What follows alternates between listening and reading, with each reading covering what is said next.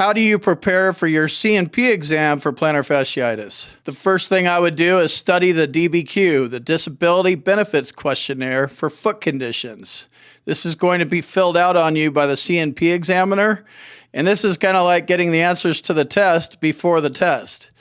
It's good to know what kind of boxes are on the test, and he's going to be checking some of them. It would be nice to know what kind of boxes you need checked to get the rating that you deserve. Your C&P exam is an orthopedic exam, so most likely they're going to watch you walk around or hobble around.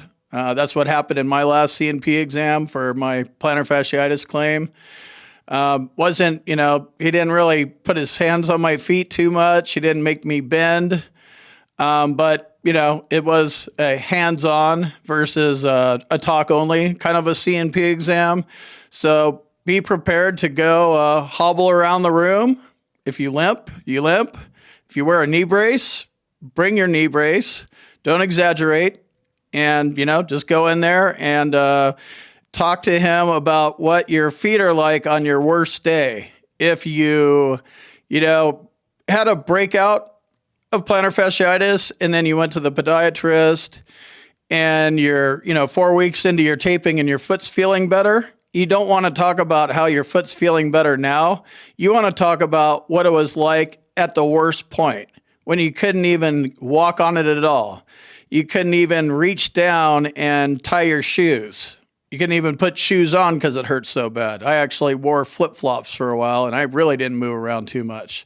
So that's what you want to talk about in your C&P exam, and it's probably going to go pretty quickly. So when you go in there, be cordial, but just talk about your plantar fasciitis. He doesn't need to know about anything else. And you need to keep him focused on the DBQ that he's going to literally be sitting there filling out on you.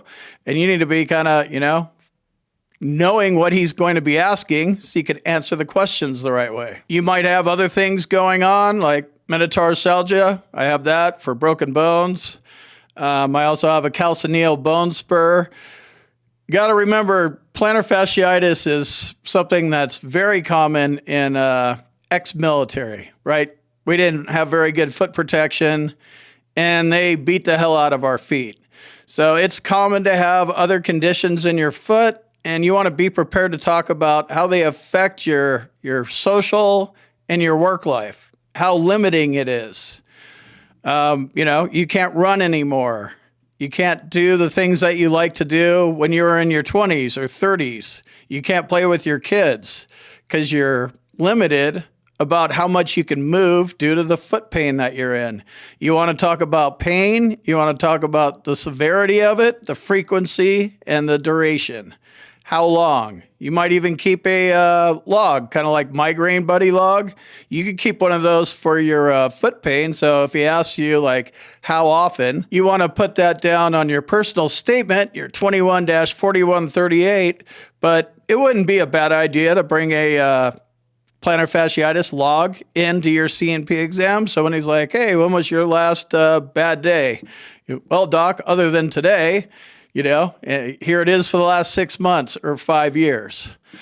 It's a good idea to get as much medical evidence as you can through the VA.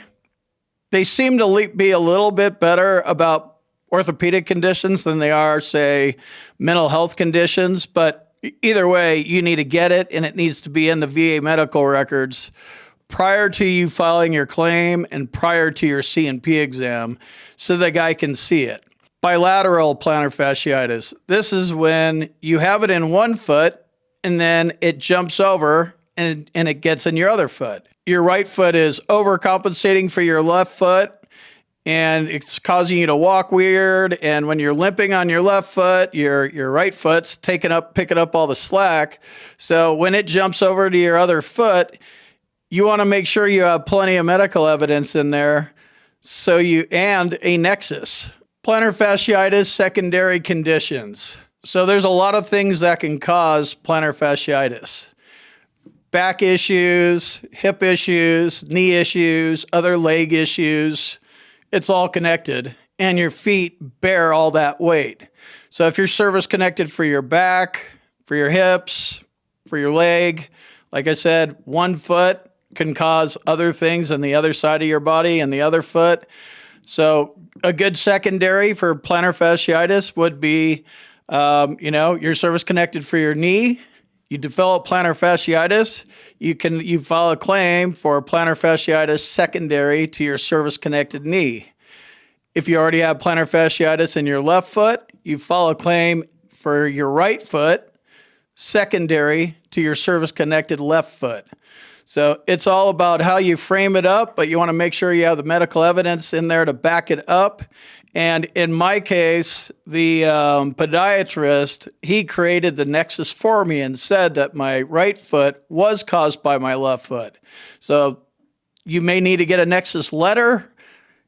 You need to have a nexus link for sure. And the nexus link is a doctor's opinion about why this condition over here was caused or aggravated by this condition over here. That's what the nexus is.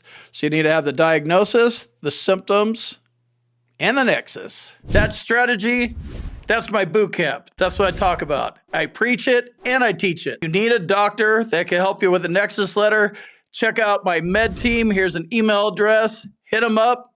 Tell them you need a nexus.